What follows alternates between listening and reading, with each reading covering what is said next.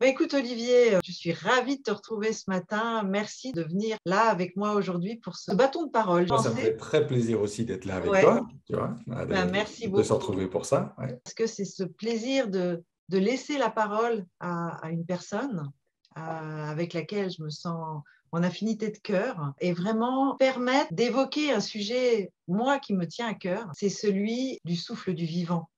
Comment ce souffle du vivant nous traverse. Puis je trouve qu'on est dans une période où on a tellement besoin de ça. On a besoin tellement de cette inspiration, de sentir qu'il y a un souffle de vie qui nous conduit, qui nous guide, parce qu'on est quand même dans une période un petit peu troublée, on va Oui, dire je ça crois comme ça. on peut dire ça comme ça. Pour pas rentrer trop dans le détail, on va juste dire ça comme ça. Donc en fait, Olivier, on te présente plus, en tout cas pour ceux qui te connaissent, tu es vraiment, je pense, une personne pour moi qui a tellement de lumière, de cœur et surtout d'intégrité. Et ça, c'est quelque chose que j'apprécie énormément chez toi. C'est cette transparence entre l'intérieur et l'extérieur. Donc ça, j'aime beaucoup. Et ta qualité d'être qui me touche énormément. Donc voilà, ça, je voulais absolument le dire. Et pour ceux qui ne te connaissent pas, bien Olivier, tu es donc écrivain. Tu as écrit de nombreux ouvrages, je crois autour de 22, il me semble.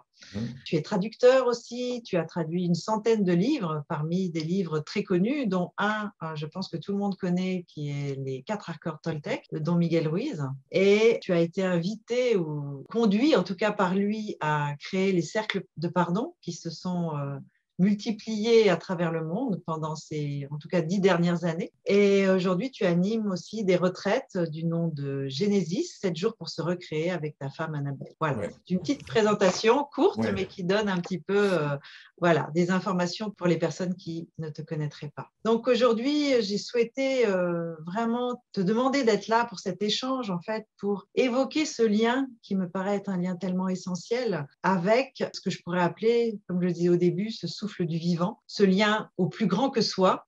Et ça, je prends référence chez toi parce que c'est un terme que tu utilises souvent, d'être connecté à ce plus grand que soi. Donc, par rapport à ça, j'aimerais vraiment te poser quelques questions. Et la première, c'est vraiment, qu'est-ce qui, à un moment donné de ta vie, a pu être l'appel, l'intuition qu'il n'y avait pas que ce monde autour de nous, qui avait un plan que je pourrais appeler spirituel, même si chacun peut lui donner le nom qu'il veut. On peut lui donner le nom de la vie, simplement. Certains lui donnent le nom de Dieu, d'autres de la matrice, du champ quantique, du vide. Bon. Mais qu'est-ce qui a pu te faire vivre cette connexion en te disant, attends, mais il y a autre chose, il y a une autre voie, quelque chose qui vit à l'intérieur de moi. Qu'est-ce qui a été l'appel pour toi? Bah déjà, moi, j'ai grandi avec une éducation religieuse, Mhm. catholique en l'occurrence, et même si je me suis ensuite beaucoup révolté contre ça, vers l'âge de 16 ans, j'ai claqué la porte de l'église. Vraiment, je ne trouvais pas mes réponses dans ce système qui me paraissait trop triste, trop fermé, trop étroit.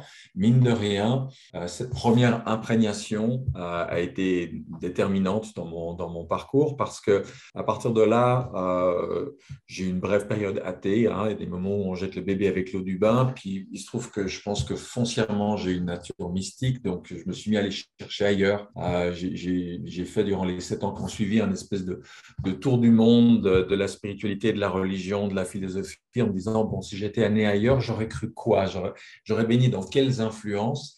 Et j'ai trouvé passionnant de découvrir tour à tour l'hindouisme, le taoïsme, le bouddhisme, le soufisme, et de m'y immerger tour à tour. Et j'ai fait comme un premier cercle d'une spirale qui m'a ramené finalement à mes racines chrétiennes, mais d'une autre façon que cette imprégnation catholique, c'est-à-dire avec tout ce qui m'avait manqué, c'est la dimension symbolique, c'est la compréhension profonde de ces textes à laquelle j'ai jamais eu accès dans les sermons que nous donnaient les braves curés là où j'allais. Je pense que cette nature, elle a toujours été présente en moi. Alors, il y a quelque chose qui cherchait à 16 ans, je me souviens, à être devenu membre de la Société suisse de parapsychologie. Alors, ça peut paraître un peu bizarre, mais il y avait chez moi un intérêt pour l'invisible, pour ce qu'on ne voit pas, pour ce qu'on ne comprend pas. Donc, forcément, ça touche l'ésotérisme, ça touche la parapsychologie, la métaphysique, plein de choses. Je tâtonnais un peu dans le noir, mais il y avait quelque chose en moi qui vraiment aspirait à trouver la lumière. Puis je vais même être plus précis que ça. Je pense que très tôt, je me suis dit, on a besoin d'être guidé. J'entends, moi, je fais du piano. J'ai suivi des cours de piano pendant 10 ans avec une prof privée, puis au conservatoire. J'ai fait des arts martiaux. J'ai été dans des dojos. J'ai suivi des cours d'aïkido, de judo, etc. Dans pratiquement tous les domaines, on a des profs, on a des instructeurs, on a des gens qui nous guident. On n'essaye pas de faire les choses tout seul. On ne va pas dire demain, tiens, je vais faire l'ascension du Mont Blanc tout seul, sans guide, sans personne. Et j'ai eu cette intuition très tôt de me dire, il faut que je trouve quelqu'un pour me guider sur ce chemin. Donc, j'ai beaucoup cherché avant de trouver des choses qui me correspondaient. Mais j'ai envie de dire, après, on vient au monde chacun avec une nature qui est la nôtre, hein, qu'on découvre aussi dans la confrontation avec la vie et avec les autres. Mais je pense qu'il y avait vraiment chez moi cette aspiration à retrouver ce lien avec le spirituel. Oui, c'était comme si cette partie-là, cette lumière, cette étincelle, elle était toujours présente et puis elle a fleuri en fait au cours du temps. Tu as parlé de ce tour du monde. J'ai trouvé ça très intéressant d'ailleurs, ce souhait d'aller explorer comme ça les différentes approches. J'aime beaucoup ce que tu as dit en disant mais si j'étais née ailleurs, qu'est-ce que j'aurais cru? Ouais. Et c'est vrai que c'est quelque chose auquel on ne pense pas forcément. On est tellement dans le moule dans lequel on est né et d'avoir cette ouverture d'esprit, de conscience, d'aller justement cheminer sur d'autres routes en fait. Je trouve ça très beau et j'imagine que dans ces cheminements-là, ces enseignements divers, c'est pas forcément spirituel pur. Tu as eu ce qu'on peut appeler des déclics, des invitations de la vie. Est-ce qu'il y a eu des événements marquants qui ont vraiment changé ton regard sur la vie? Oui, alors il y en a eu plusieurs. Alors déjà, le premier déclic important pour moi, c'est la première tradition que j'ai découverte et que j'ai explorée, c'était le bouddhisme. Et le bouddhisme me fait découvrir la notion de réincarnation. Et du coup, il y a quelque chose en moi qui se dit, mais ça me paraît tellement plus logique, tellement plus cohérent de se dire on vient et on revient et on revient et de fois en fois on s'améliore, on chemine, on progresse, plutôt que de se dire on vient une seule fois. Puis alors soit je nais comme moi en Suisse dans une famille relativement aisée, soit je nais en Inde dans une famille misérable à moitié estropiée malade. Alors on a une vie qui peut durer 6 mois, 10 ans, 20 ans ou 80. Et puis au bout, ça y est, c'est terminé, c'est fini, rideau. On juge ce que tu as fait et puis alors tu as droit à l'éternité de félicité ou à l'éternité en enfer. Il y avait quelque chose pour moi d'absolument… je ne pouvais pas me résoudre à me dire le divin est absurde, le divin est incohérent, le divin est capricieux. Et l'idée de réincarnation a ramené du sens, a ramené de la sagesse, a ramené de la cohérence. Et puis, alors ce qui a été amusant, ça a été de découvrir que finalement, cette idée de réincarnation, non seulement elle est présente dans le bouddhisme ou dans l'hindouisme, on la trouve dans le judaïsme, mais on la trouve même dans le christianisme. La plupart des chrétiens ont oublié qu'à la base, dans le christianisme, la réincarnation était présente. Et il suffit de lire les évangiles aujourd'hui pour voir des choses qui sont écrites noir sur blanc, du genre Jésus qui demande à ses disciples, qui dit-on que je suis? Et il y en a qui répondent, certains disent que tu es Élisée, que tu es Élie, etc.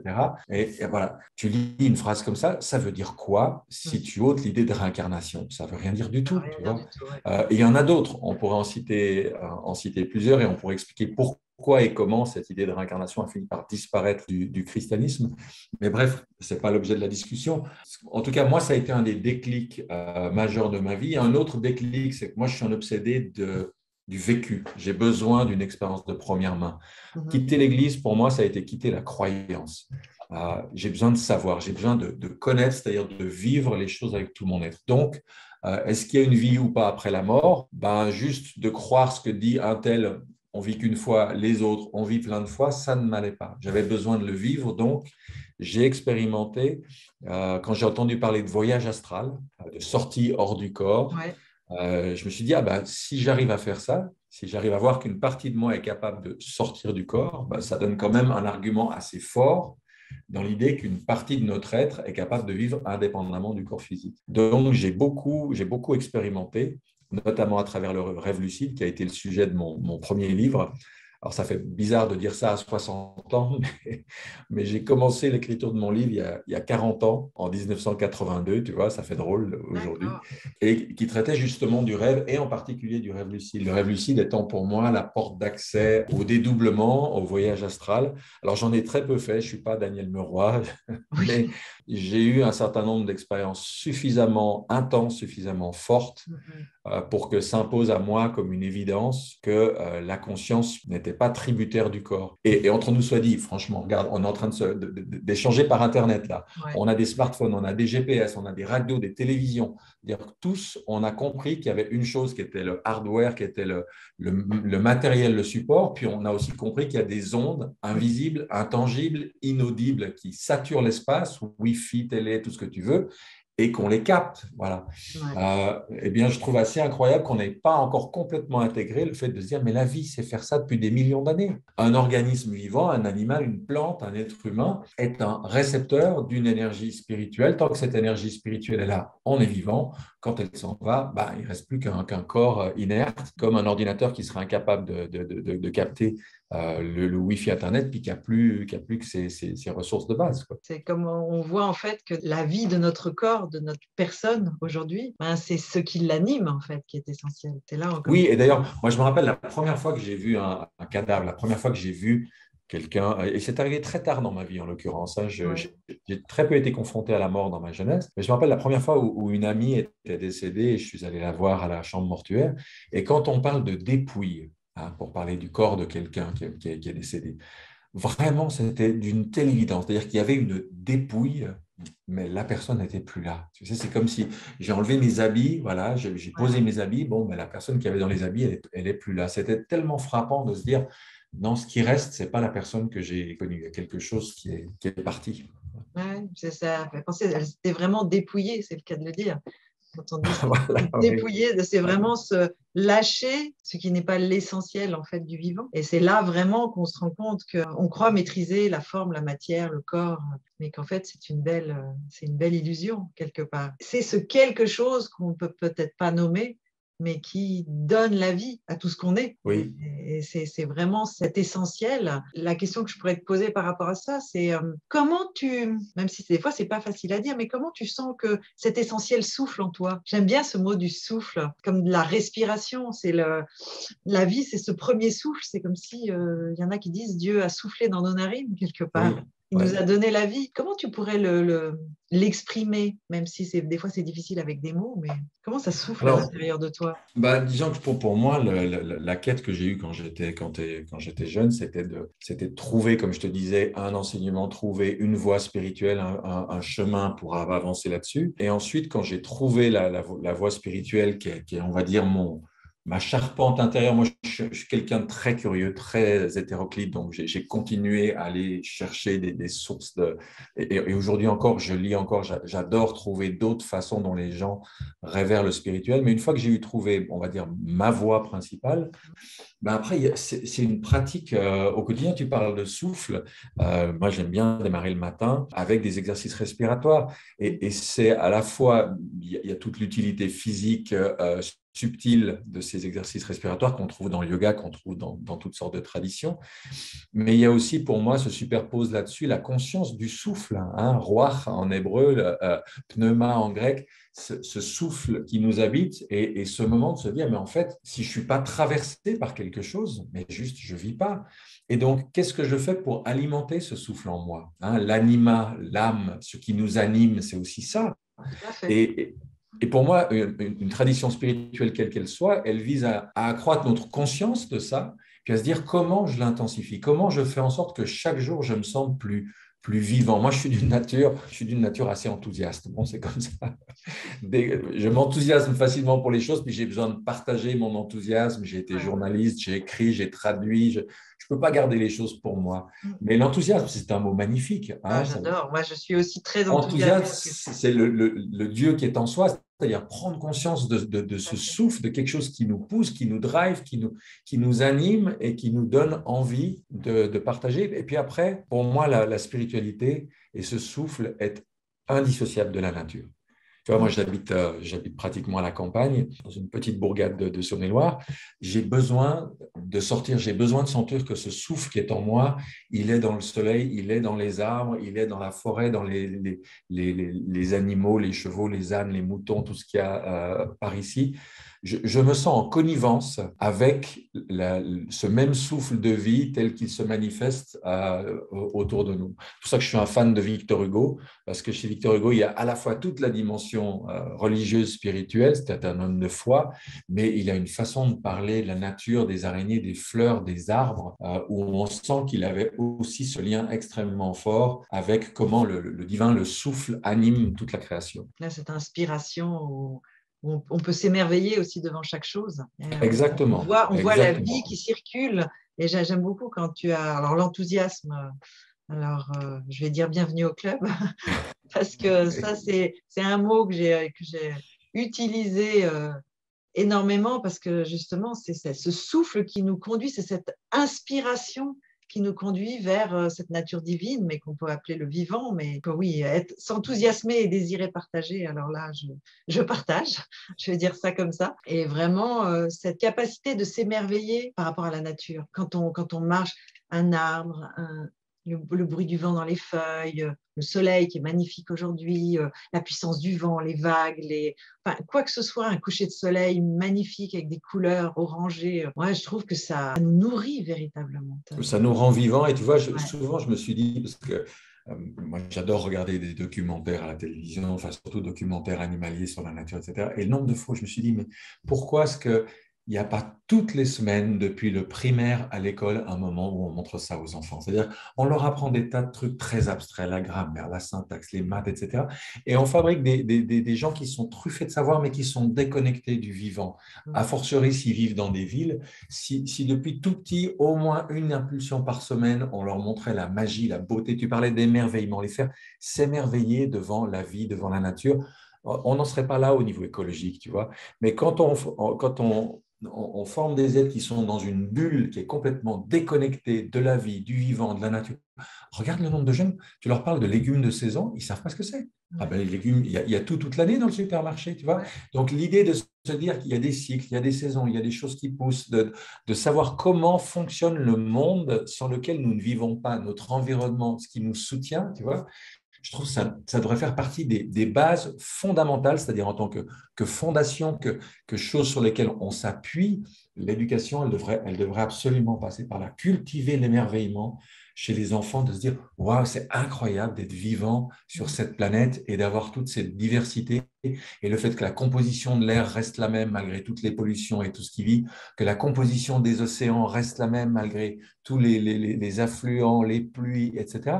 Il y a de quoi voir du miraculeux, de l'émerveillement en permanence. Et au lieu de ça, on a quelque chose qui s'éteint chez les enfants à force de leur truffer le crâne de choses complètement inutiles. Ah oui, non, c'est le terme d'émerveillement aussi, capacité de voir la beauté, parce que c'est elle qui nous anime. Et je trouve qu'effectivement, être en lien avec, je dirais, les saisons du vivant. Tu parlais de Oui, cycle, ouais. de regarder ce vivant autour de nous, que ce soit les légumes ou le coucher de soleil, ou même les êtres chers qu'on a autour de nous, mais de porter un vrai regard qui ne met pas les choses dans la banalité. Ah bah c'est normal, il y a du soleil, ah bah c'est normal, les personnes sont là à côté. C'est comme si on avait banalisé énormément de choses.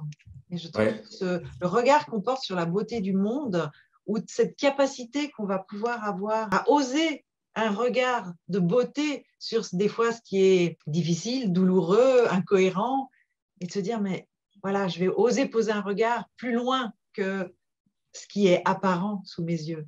Et à ce moment-là, ça aussi, enfin, moi, je trouve que ça aide à cette reconnexion, à cette intelligence du vivant, justement. Ouais. Et tu vois, on est à juste 3 jours il y a 3 jours est sorti mon dernier livre, Un magicien du Oui, oui, je voulais quotidien. d'ailleurs en parler, mais Et vas-y, alors tout, je t'en tout, prie. tout le sens de ce livre, pour moi, c'est justement de retrouver cette magie. J'ai employé le mot magie parce que le mot spiritualité est un mot qui fait peur pour beaucoup de gens, Oui, mais c'est simplement changer de regard, changer de façon de parler, de toucher, c'est remettre de la conscience, de la présence, de l'attention dans ce monde.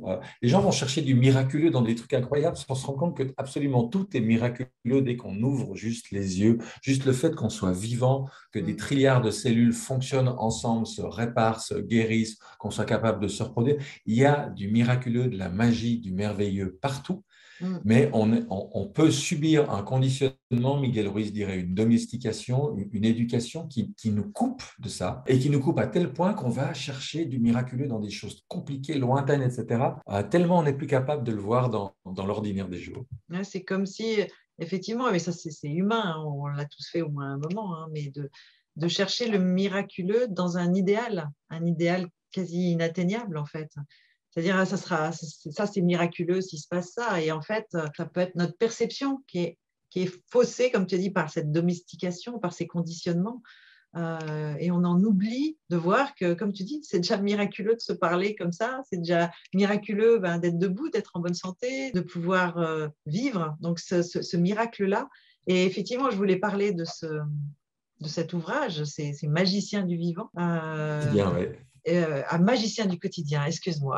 Et en fait, est-ce que tu pourrais dire que dans ce livre, alors je laisserai bien sûr toutes les informations en description dans cette vidéo, mais une des questions aussi, c'était quel est le type de pratique que tu peux proposer, que tu as mis en place dans ta vie et qui finalement pourrait apporter un plus, inspirer les personnes qui vont nous écouter, qui vont écouter cette vidéo. Et une pratique qui n'est pas forcément une pratique rigoureuse, parce que dans le terme de pratique, on peut entendre des rituels très stricts. Une pratique de prière, une pratique de méditation. Et on peut aussi pratiquer dans un mouvement du vivant.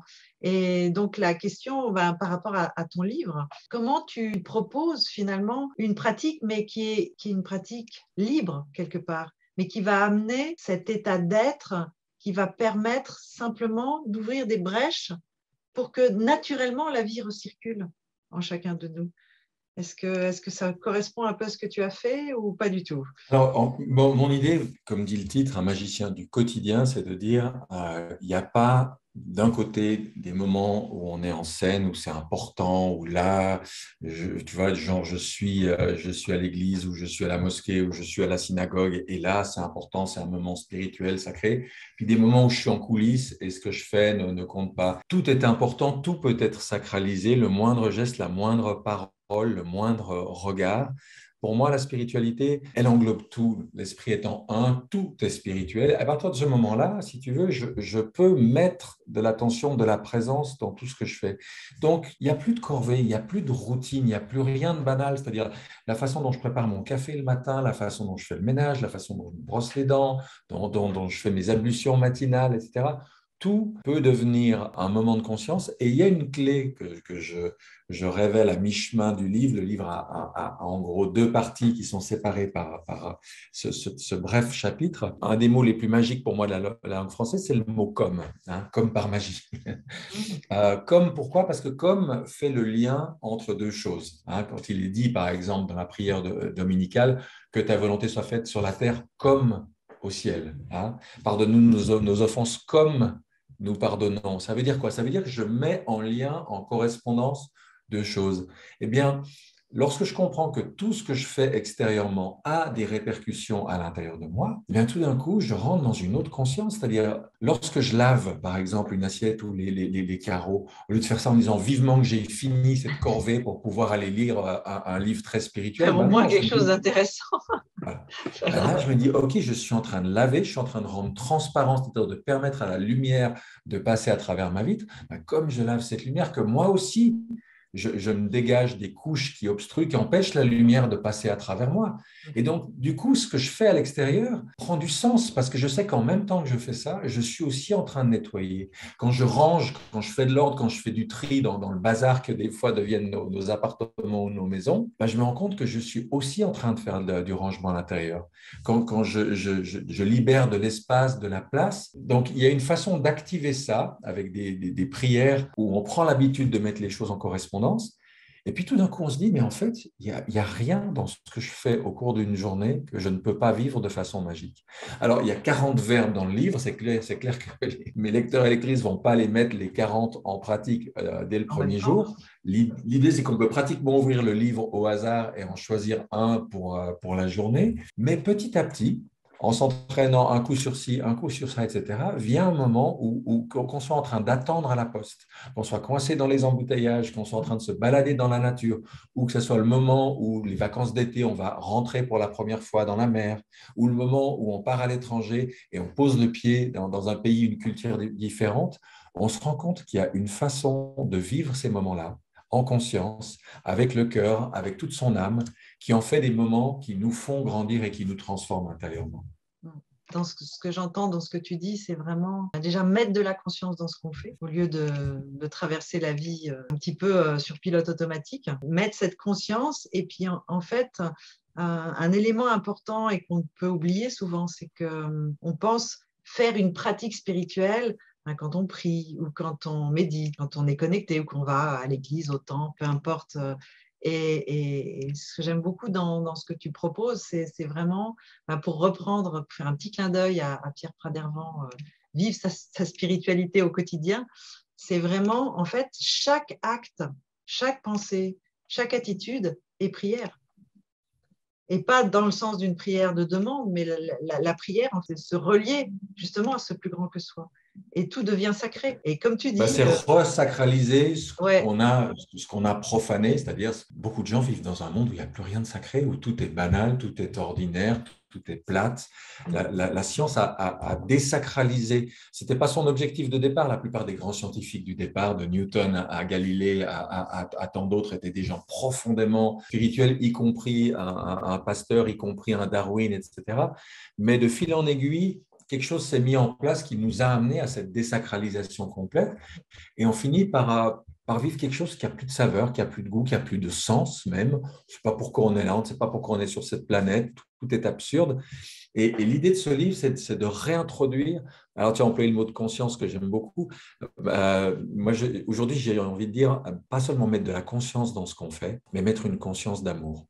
Parce que la conscience, c'est comme la lumière. oui, Quand tu amènes de la conscience dans quelque chose, tu éclaires les choses. oui. Mais si tu vas au sommet de l'Everest, il y a de la lumière, mais on se caille, il fait moins 25, moins 30, tu vois. Bon. Donc, une conscience d'amour, c'est lumière et chaleur.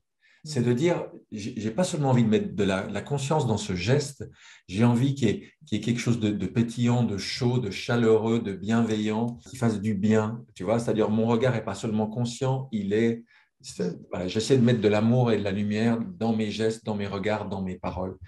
Mettre une conscience d'amour dans son quotidien, ça veut dire que tout ce que je faisais hier, je le fais aujourd'hui. Donc, en apparence, rien n'a changé, mais en réalité, tout a changé parce que la façon, la manière dont je fais, pas quoi ce que je fais, mais comment je le fais, tout d'un coup, j'y mets une présence d'amour, une conscience, une attention. Et là, mon quotidien devient effectivement magique. Ça, c'est clair. Je trouve que c'est très beau ce que tu as dit sur cette conscience qui devient effectivement amour, bienveillance. C'est un peu ce qu'on disait tout à l'heure par rapport à la nature. On peut passer dans une forêt ou devant un coucher de soleil puis dire « Ah, c'est une forêt, c'est un coucher de soleil ». Ou on peut voir la beauté.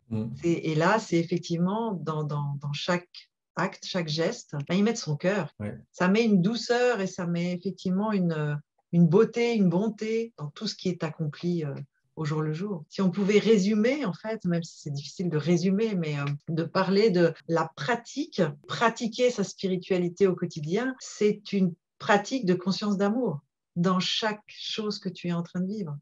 Oui, et je rajouterais, Qu'est-ce je que tu parlais pourrais du mot ajouter? comme tout Voilà. à l'heure, je parlais du mot comme, c'est de recréer du lien. On vit dans un monde où l'usage abusif des facultés intellectuelles, analytiques, analyser, c'est séparé, c'est morcelé.